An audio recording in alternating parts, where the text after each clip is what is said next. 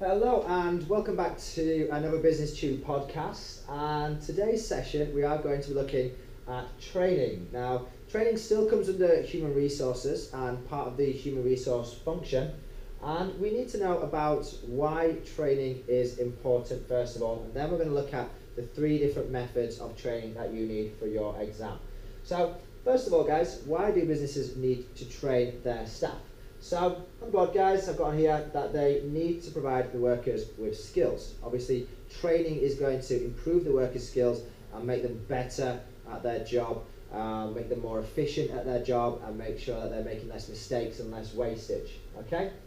They also need to be trained to keep the workers up to date with any new technology. Maybe the business has just bought a new machine and the workers need training at using that machine to make sure that they're able to do it properly and safely as well. So to keep their skills up to date, to make the workers faster so that they increase their productivity, and to make sure that the workers are making less mistakes, and that will increase their efficiency.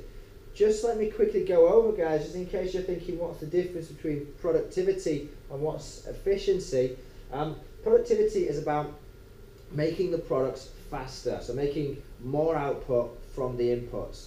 Okay, whereas efficiency is about cutting down waste, so getting more output from less input. So there's a slight difference between the two.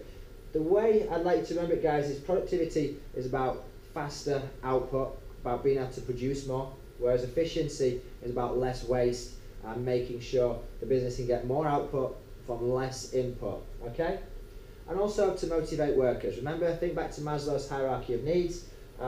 Training is part of Maslow's hierarchy of needs. It makes staff better and it makes them become the best they can possibly be, which is right at the top of Maslow's hierarchy of needs, which is self-actualization. Okay, so training is very, very motivational because staff feel like they're getting better. Okay, they're becoming the best they can be, and maybe even they'll get a promotion or a pay rise because of that training. The first type of training we're going to look at is induction training.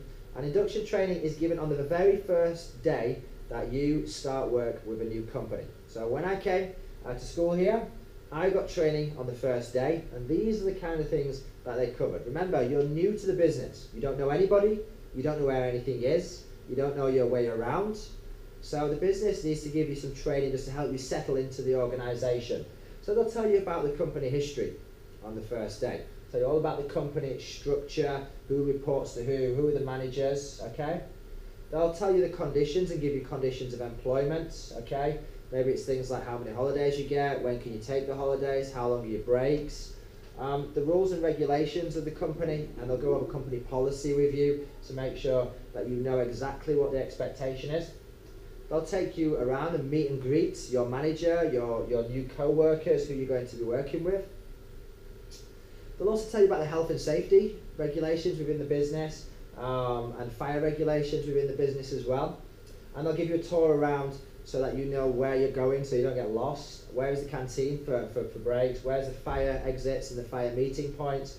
And where is the first aid as well? So just think about induction training a bit like an orientation. It's about finding your way around, what's going on, who am I working with, meeting people, and so you know all the policies that are in place. Okay, this is your very first day at work.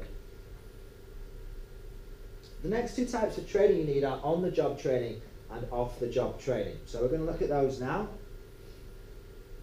Now, with on-the-job training takes place in your usual place of work. Okay, so in your usual place of work. For example, if your usual place of work is in a McDonald's store in Alcor or London or wherever, if that's your store and that's your usual place of work where you're always going to be working and you're getting trained in that place, that is on-the-job training. For example, for me, on-the-job training would be getting trained right now in my classroom. That is on-the-job training. This is my work environment and I'm getting trained there. Okay, so I'm getting trained on the job. I'm getting trained while I'm doing the job, basically. Okay.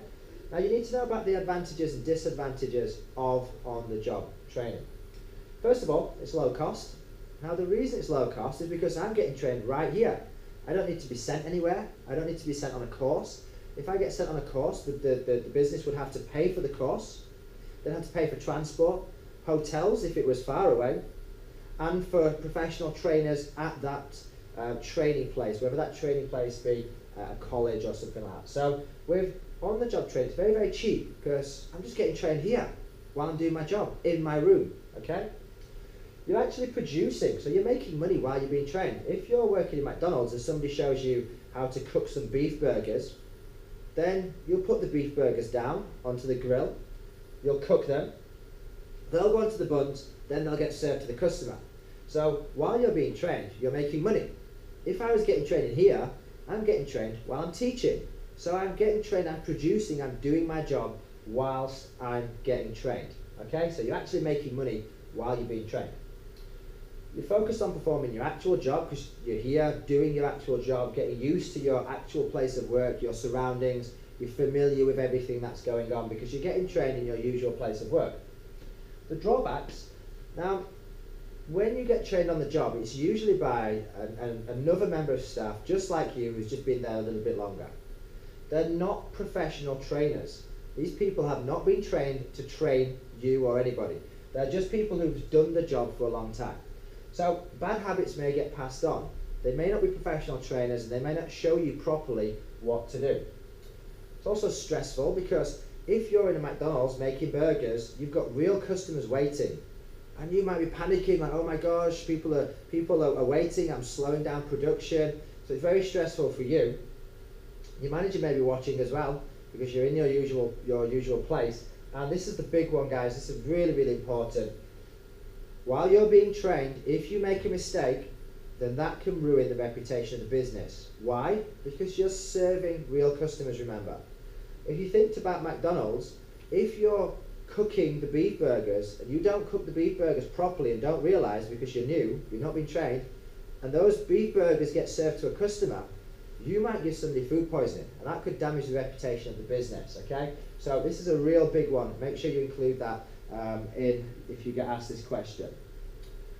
Off-the-job training, so if you think back to when you watched Starbucks Coffee College and Hamburger University, off-the-job training is any training that is done away from your usual place of work. So if you get sent away to Dubai or wherever, to Hamburger University, and that's not where you're normally working, but you're going to get some training there, that's off the job. If you get sent to a college or a university to do a master's or an extra qualification, that's not where you normally work, so that is off the job training because you're being sent somewhere else.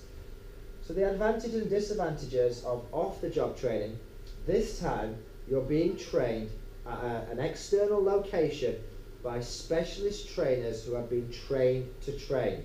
They are professional trainers and they will teach you properly. They will give you expert knowledge, okay, and they will teach you properly. There'll be no bad habits. You can gain new qualifications because you're being trained by specialist trainers. So maybe you maybe get a certificate, or if you go to university then you can get a degree, so you can get extra qualifications. Very motivational. It's less stressful because you're away from your usual place of work, so you don't have your manager watching.